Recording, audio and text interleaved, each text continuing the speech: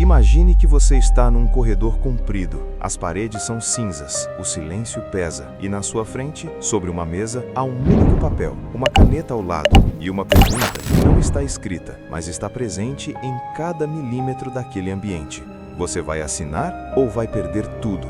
Esta é a história de uma mulher que encarou essa pergunta, que não recorreu a discursos, não levantou a voz, não buscou aplausos. Ela simplesmente olhou para o papel, respirou fundo e disse: não.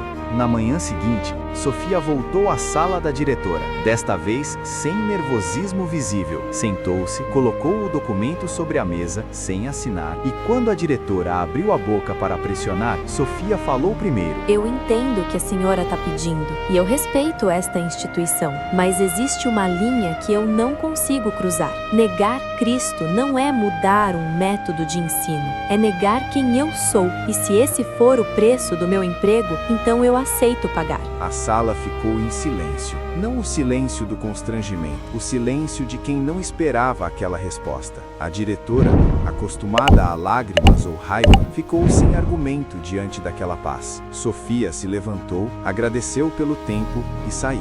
Naquele corredor, enquanto caminhava, ela não sabia o que aconteceria, mas sabia, com uma clareza estranha, que havia feito a coisa certa. Naquela noite, o apartamento de Sofia estava quieto. Ela não ligou a televisão, não abriu as redes sociais, sentou à mesa da cozinha com uma xícara de chá que esfriou sem que ela bebesse. Porque ser humano e ser corajoso não são coisas que se excluem. Ela tinha medo. Medo do aluguel, medo do mês que vinha, medo de ter errado. E esse medo era real, não era fraqueza, era honestidade. Eu não sei se fiz certo, não sei o que vem depois, mas eu sei que não conseguiria olhar para mim mesma se tivesse assinado aquele papel. Ela se ajoelhou, hábito de criança, mantido por escolha de adulta, e orou com as palavras mais honestas que tinha. Não as bonitas, não as que soam bem em sermão, as palavras cruas, de quem está com medo e confia mesmo assim. Abriu a Bíblia. Seus olhos caíram em Isaías 41:10, um versículo que ela conhecia de cor, mas que naquela noite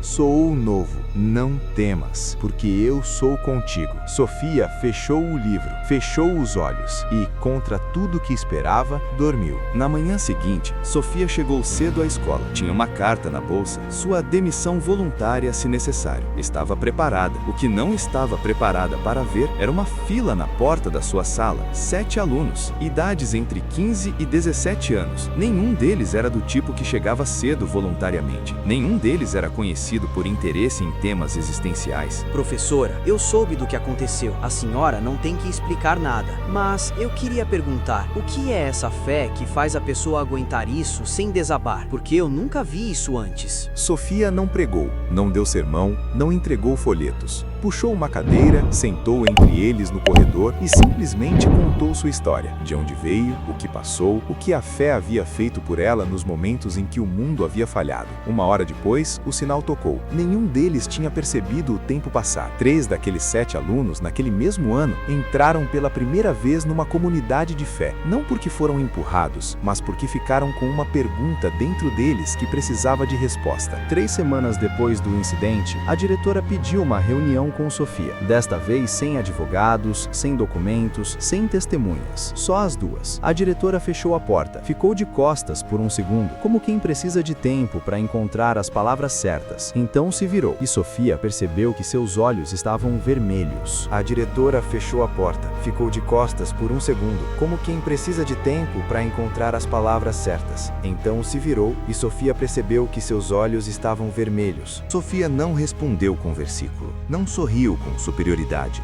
Fez a coisa mais simples e mais poderosa que existe. Perguntou: o que você sente falta? E ficou quieta.